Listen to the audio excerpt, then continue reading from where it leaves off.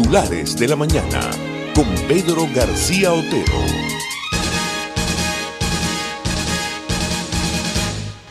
Muy buenos días, 21 de abril de 2021. Las ONGs venezolanas exigen derogar una nueva normativa de ley contra el terrorismo que viola los derechos humanos. Voy a hablarles de un comunicado emitido por varias organizaciones de la sociedad civil venezolana en el que exigen la derogación de la nueva providencia administrativa debido a que consideran que va en contra de los derechos humanos y libertades fundamentales. La mencionada providencia, publicada en Gaceta Oficial el 30 de marzo de 2021, obliga al registro de todas las personas naturales o jurídicas de naturaleza no financiera antes del 1 de mayo de 2021, dando especial preferencia a las organizaciones sin fines de lucro. Asimismo, en el comunicado difundido por el Observatorio de Conflictos, las organizaciones denuncian que esta providencia pone en riesgo su labor de brindar ayuda y protección a los sectores más vulnerables de la población. Por otro lado, explican que se trata de una normativa sublegal que regula asuntos reservados a las leyes con un rango inferior incluso a reglamentos y resoluciones y está por debajo de un reglamento. Pero no importa, agrega la ley, para eso está el TCJ que le da bendición a cuanto exabrupto jurídico existe, que establece procedimientos, requisitos, plazos y certificaciones para las organizaciones de la sociedad civil no contemplados en ningún instrumento del ordenamiento jurídico venezolano y que por lo tanto son arbitrarios, intrusivos y ajenos al supuesto fin que dicen perseguir. Además, esta nueva regulación ignora normas constitucionales, leyes y resoluciones en Venezuela que protegen y regulan la actividad de las organizaciones conforme a su naturaleza sin fines de lucro. También permite la aplicación de sanciones por presunción de delitos contemplados en la Ley Orgánica sobre la delincuencia organizada y el financiamiento del terrorismo. Igualmente, las organizaciones acusan a la providencia de violar el derecho humano a la libertad de asociación, cambiando su marco regulatorio actual que no admite ningún control previo al imponer que las organizaciones de la sociedad civil estén sujetas al permiso y control del Estado. Este comunicado lo suscriben organizaciones como Asovida, Asoprae, Se Dice Libertad, Centro de Derechos Humanos de la Universidad Católica Andrés Bello, Centro de Derechos Humanos de la Universidad Metropolitana, Centro para la Paz y los Derechos Humanos de la Universidad Central de Venezuela, Colegio Nacional de Periodistas, Fe y Alegría, Foro Penal, Provea, Acceso a la Justicia, Convite, entre muchos más. Salvemos a las ONG, es la etiqueta que ayer se impuso en redes sociales para pedir que se anule esta providencia administrativa que viene a cumplir por vía, como ya dice el mismo comunicado, de una norma de rango sublegal con uno de los sueños húmedos del chavismo, que es controlar la actividad de las ONGs, y el día que las ONGs estén controladas, pues sencillamente se habrá perdido el último foco de resistencia contra el autoritarismo. Imagínense ustedes lo grave que es que estas ONG están denunciando que lo que pretende el régimen es que les entreguen una lista de sus beneficiarios.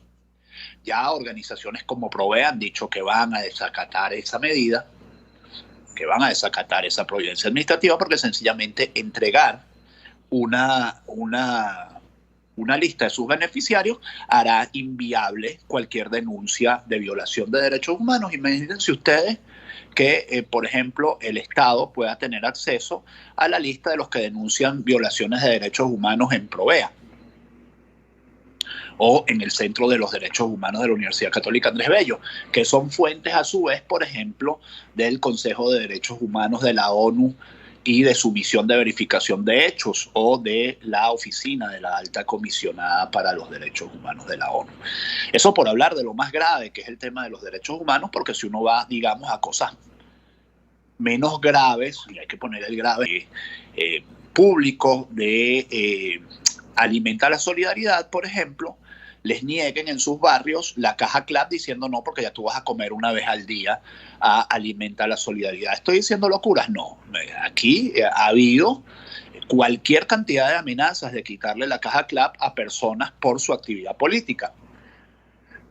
Y la caja CLAP, para quienes no dependen de ella, parece una tontería, pero para quienes la necesitan de verdad, es realmente la única diferencia entre, y lo voy a decir con toda la crudeza del caso, la única diferencia entre comer alguito y pasar el hambre ya frontal al 100%. Les hablaba del TCJ, que puede meterse en cualquier cosa, incluyendo en la programación de Radio Rumbos. Emisora hermana Radio Rumbos suspende su programación regular por decisión del Tribunal Supremo de Justicia. La presidenta de Radio Rumbos, Elsa Siciliano, sostiene que la Sala Constitucional del TCJ suspendió la programación regular de la emisora, sin embargo, aclaró que no está cerrada ni habrá desalojo en sus instalaciones. Explicó además que la decisión no tiene ningún componente político, sino que se corresponde con un conflicto entre los socios del medio de comunicación, en el que se mete el Tribunal Supremo de Justicia. El mismo Tribunal Supremo de Justicia que se pasó 5 años sin decidir, por ejemplo, si lo de Amazonas había sido un fraude o no, bueno, decide sobre la programación de Radio Rumbos y sobre la sociedad de Radio Rumbos. ¿Qué tanto les puede molestar Radio Rumbos al régimen? Una emisora en la banda M. Prácticamente después de que desaparecimos nosotros, la banda M murió. Desaparecimos de las ondas hercianas. Seguimos ahí gracias al cariño de ustedes, seguimos ahora en internet gracias a ustedes, y algún día volveremos a hacer RCR 750M, para eso tiene que volver la democracia a Venezuela. Pero bueno, algo le molestaba mucho a Radio Rumbos, al TCJ sobre Radio Rumbos, un TCJ que últimamente también está dirimiendo conflictos entre cúpulas del régimen. Más temprano, dice la nota de Miguel da Silva en Caraota Digital, el Colegio Nacional de Periodistas denunció que la emisora suspendió su programación tras una decisión del Tribunal Supremo de Justicia que ordenó desocupar sus instalaciones. El CNP en su cuenta de Twitter detalló que la directiva de Radio Rumbos decidió suspender su programación debido a decisión del TCJ en diciembre de 2020 que ordenó desocupar las instalaciones de la emisora. Esto dice Caraota Digital, y ahora hay que ver una versión que da Últimas Noticias, a ver si en alguna de las versiones uno consigue la verdad, o a lo mejor en una mezcla entre todas las versiones uno consigue la verdad. Dice Últimas Noticias, TCJ validó transacción entre socios de Radio Rumbo. ¿Qué significa esto? Lo vamos a leer ahorita porque yo no entiendo nada. La Sala Constitucional del Tribunal Supremo de Justicia declaró definitivamente firme la transacción judicial alquiler del local. Imagínense usted el Tribunal Supremo decidiendo sobre el alquiler de un local. Bueno, las cosas de esta Venezuela, ¿no? Celebra el 21 de febrero de 2018 entre la sociedad mercantil Liones Real Estate Corporation y Germán Febres Chatén, en su condición de presidente de la CEA Rumbos, Radio Rumbos. Este día, ambas partes acordaron poner fin a la demanda por el comodato del local donde funciona la emisora mediante el otorgamiento de recíprocas concesiones. Tal decisión está contenida en la sentencia 0210 redactada por el magistrado Calixto Ortega. La primera de nuestras reflexiones debería ser el por qué el magistrado Calixto Ortega, o sea, por qué Calixto Ortega es magistrado del TCJ, quiero decir, ¿no? Y publicada el 1 de diciembre de 2020, la notificación de esa decisión se produjo en la mañana de hoy martes, cuando el juez Lester Sequera se presentó a las puertas de Radio Rumbos para informarle sobre la sentencia, situación que fue presentada ante la opinión pública como un cierre de la emisora. A continuación presentamos un resumen del contenido de la sentencia del TCJ, donde se aclaran los detalles de la transacción entre socios de Radio Rumbos, emisora que cuenta con 72 años al aire. Bueno, por ahí es un larguísimo resumen de la sentencia del magistrado Calixto Ortega. 6:40 minutos, titulares de la mañana. RCR 750M, Jaime Nestares en la dirección de la estación, Marilia García en la producción, César Arteaga en los controles. Quien les habla, Pedro García Otero. Hacemos este programa que llegue a ustedes como cortesía de Tecnieléctrico, dando soluciones, y de Tecnohospitalaria. Innovamos para servirles. Saludos a Mariela Aguilera en Salt Lake City, en Utah, profundo Estados Unidos. La gente que escucha RCR 750M, la diáspora venezolana, un gran beso, un gran abrazo a todos mis hermanos en Venezuela y fuera que están escuchando este programa. Revelan que Maduro no participará en la cumbre iberoamericana y Delcy Eloína Rodríguez asistirá en su lugar. Esto es una información de La Patilla, de F. Nicolás Maduro no participará finalmente en la cumbre iberoamericana que se celebra este miércoles en Andorra y pese a haber confirmado asistencia será la vicedictadora, dice la patilla, Delcy Rodríguez, la que tomará la palabra en el pleno de mandatarios. Según confirmaron a AF fuentes diplomáticas, Maduro no estará presente en la conversación que comienza esta tarde de manera semipresencial, con solo 5 delegaciones presentes en la sede, las de España, Portugal, Dominicana, Guatemala y la propia Andorra. Es decir, que en todo caso la presencia de Delcy Rodríguez será por vía telemática. No es la primera vez que Maduro anuncia su participación en la cumbre y finalmente no aparece. Hace 2 cumbres, en la de Cartagena de Indias en 2016, llegó a anunciar que ya había despegado con destino a la ciudad colombiana, pero finalmente no aterrizó. Se esperaba que Maduro sí participara esta vez de esta cita centrada en ofrecer una respuesta comunitaria a la crisis del COVID-19 y las consecuencias sanitarias, sociales y económicas derivadas de ellas. Su participación había sido ya cuestionada por países como Brasil y también había causado revuelo en la política española, donde el líder de la oposición, Pablo Casado, había pedido que la invitación para representar a Venezuela se dirigiera al presidente encargado Juan Guaidó y no al dictador. El encuentro previsto para noviembre del año pasado, pero pospuesto debido a la pandemia, se está realizando de manera semipresencial. Venezuela será la última en intervenir durante la reunión de dirigentes, ya que el orden se realiza por el orden alfabético de los países y probablemente en esta última frase tengamos la explicación de por qué va Delcy y no Maduro, de por qué participará Delcy y no Maduro, porque seguramente siendo la última lo que hará todo el mundo dirá: fulano salió del grupo, sutano salió del grupo, Perencejo salió del grupo, sutanito salió del chat, del foro de Zoom o de la plataforma que hayan decidido usar para hacer esto. El Nacional luchará dentro y fuera de Venezuela contra la expoliación. Son declaraciones de Miguel Enrique Otero, el editor del diario El Nacional de Venezuela. Miguel Enrique Otero, vamos con un bloquecito de libertad de expresión. Dijo este martes que lucharán tanto en el país como internacionalmente para revertir la sentencia que los condena a pagar más de 13 millones de dólares al dirigente chavista Diosdado Cabello, o al menos para que tenga un costo político para el régimen. Esa sentencia es un exabrupto jurídico desde todo punto de vista. No puedes emitir una sentencia una sentencia por difamación que mande a la quiebra al que difama. Eso es un obvio exabrupto. Luego hay una manera de calcular el nivel del daño causado de manera jurídica y obviamente el prestigio de una persona, un prestigio que valga 13 millones de dólares es un prestigio absolutamente grande. Además, bueno, un abogado lo puede explicar mucho mejor que yo, pero la sentencia es obviamente un exabrupto, tan exabrupto como la de Rayo Rumbo. Las cosas en las que se está metiendo el TCJ en estos días, pues. Otero fue el protagonista del primer panel de la reunión semestral de la Sociedad Interamericana de Prensa, que se va a desarrollar de manera virtual desde hoy, me imagino que se refiere a ayer martes, y hasta el próximo viernes exactamente, porque la nota está firmada ayer a las 2 de la tarde.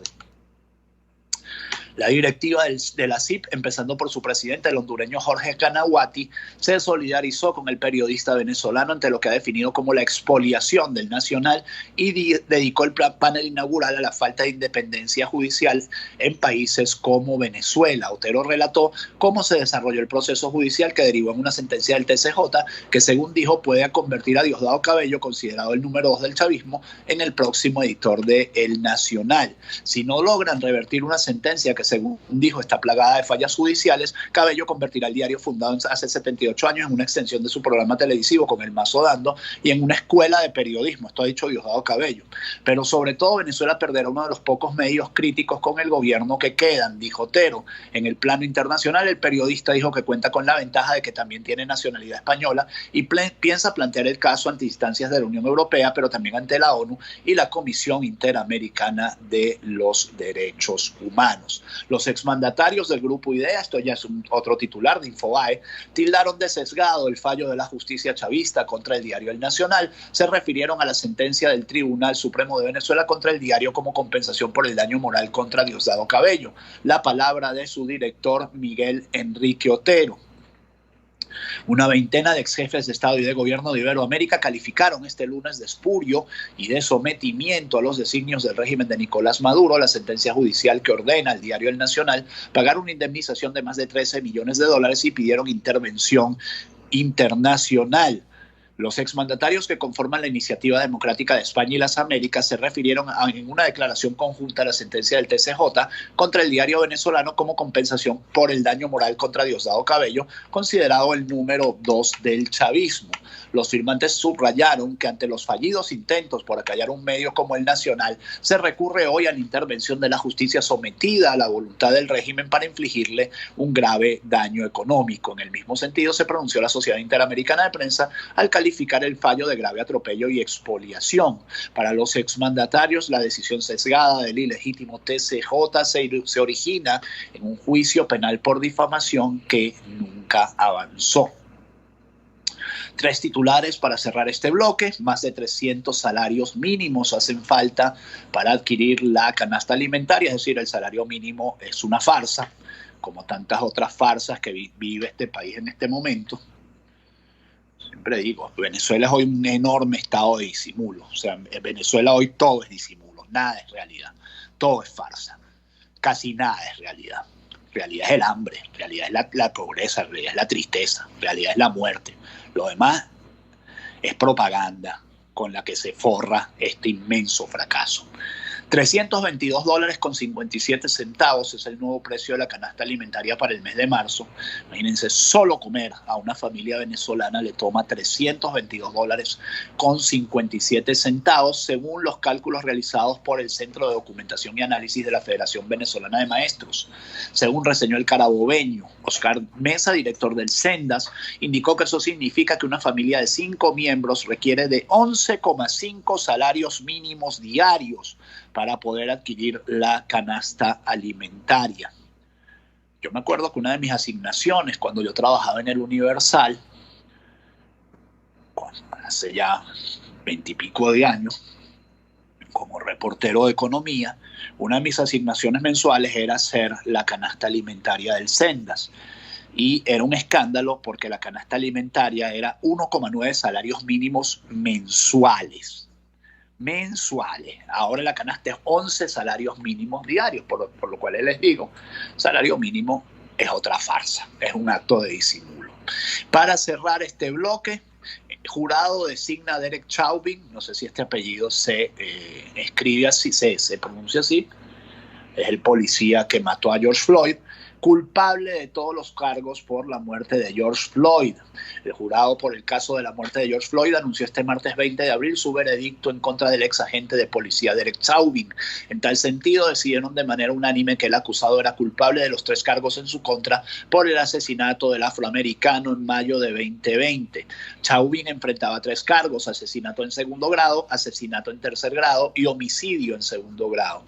Estos delitos pueden acarrear una pena de 40, 25 y 10 años de cárcel respectivamente, pero la falta de antecedentes penales disminuirá la cantidad de años tras las rejas. De tal forma puede ser condenado a un máximo de 12 años, 12 y medio años por cada uno de los primeros cargos y 4 años por el tercero.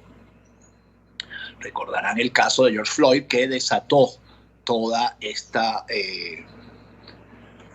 ola de protestas masivas y todo el movimiento Black Lives Matter. La familia de George Floyd decía ayer, bueno, mi tío, decía un sobrino, mi tío ha cambiado el mundo. Sí, bueno, la muerte de Floyd realmente cambió el mundo. Y ayer leía yo también el informe oficial de la policía de Minnesota, el comunicado de prensa de la policía de Minnesota tras la muerte de George Floyd, y cuánta diferencia hay entre lo que encontró posteriormente el jurado y ese comunicado. Es decir, la intención inicial de la policía de Minneapolis, de Minnesota, era encubrir lo que había sido un obvio abuso de poder. Tecnohospitalaria, en insumos médicos para la clínica médico-paciente, todo lo tenemos en tecnohospitalaria.com, y a través de nuestra página web usted puede realizar todas las consultas y también hacer su pedido con delivery o pick-up. Tenemos muy especialmente en este momento El servicio de desinfección contra el COVID-19 de empresas, viviendas y vehículos con equipos adecuados y productos químicos inoloros, no tóxicos, no corrosivos y que no producen alergia, además tienen efecto residual. Protege a tu familia y empleados del coronavirus. Síguenos en Instagram como @Tecnohospitalaria o llámanos 0212-919-9549. Tecnohospitalaria, innovamos para servirte. Tenemos todo lo que necesitas para combatir el COVID-19. Quiero hablarles también de Tecnieléctrico, porque en servicio de reparación de aparatos, de refrigeración comercial, de neveras, de aires acondicionados, de codificadores, microondas y televisores, todo puede volver a funcionar si lo dejas en las manos de los competentes técnicos de Tecnieléctrico, que te ofrecen además revisión sin costo, garantía del trabajo, el respaldo de una empresa y los repuestos. Esto es muy importante, por ejemplo, para gente como yo, que no distingue motor de carro de un cohete espacial. Bueno, uno no entiende mucho de repuestos. Normal, no es la experticia de uno, no es la experticia de la mayoría de la gente, sino de los técnicos. Bueno, ellos le ofrecen a usted los repuestos para que no tenga usted que andar sabaneando cosas por ahí, que a lo mejor luego las compra y tiene que volver a la tienda porque no servían, porque no eran, porque era una letra diferente. Ese montón de cosas, de detallitos que tienen las reparaciones de aparatos eléctricos y de aparatos en general. ¿Cómo ubicarnos? Muy fácil, 0412-806-2591, 0412-806-2591, o síguenos en Instagram como @Tecnieléctrico, porque en Tecnieléctrico siempre damos soluciones. Casos de coronavirus durante la jornada de ayer. Otros 19 fallecidos según el registro oficial del Ministerio de Comunicación. 1.944 muertos desde el inicio de la pandemia, 1.136 casos de transmisión comunitaria apenas ayer y 5 importados. La entidad en la que se detectaron más casos nuevos comunitarios fue Sucre, 192. Ayer fueron a hacer pruebas para Sucre, porque yo me tuve un día para otro. La mayor número de casos salta de Trujillo para Sucre y al día siguiente es Nueva Esparta y al día siguiente, bueno, así van. Seguida por Distrito Capital y por el Estado Miranda, en el reporte oficial de coronavirus. El concejal chavista Rafael Morales es el nuevo alcalde del municipio Girardot en sustitución de Pedro Bastidas, que saben ustedes falleció a los 44 años por las complicaciones del coronavirus. También debemos reseñar hoy que con aplausos despidieron a pacientes que superaron el COVID-19 en Los Teques. Un muy emocionante video donde el personal de salud despide con aplausos y alegría a 33 pacientes que recibieron el alta médica tras haber superado el COVID-19 en el Hospital Dr. Victorino Santaella en la ciudad de Los Teques. Reseñar esta información también: falleció por COVID-19 la madre de Alex Saab. El esposo de la fallecida, Luis Saab, también padece la enfermedad, pero se desconoce su condición. Según el medio El Heraldo, Rosa María Morán de Saab estaba recibiendo tratamiento médico por parte de especialistas en su casa del norte de Barranquilla. Por ahí en redes sociales hay gente afecta al chavismo lamentando que, la señora murió y su hijo no pudo ir a despedirla. Muerte es muerte, que en paz descanse la madre de Alex Saab, condolencias a su familia. Ahí se acaba la política, pues. Vicepresidenta de Colombia califica de preocupante la presencia de la guerrilla en Venezuela. Marta Lucía Ramírez señaló que fue entrevistada por María Corina Machado sobre los hechos ocurridos en la frontera entre Colombia y Venezuela.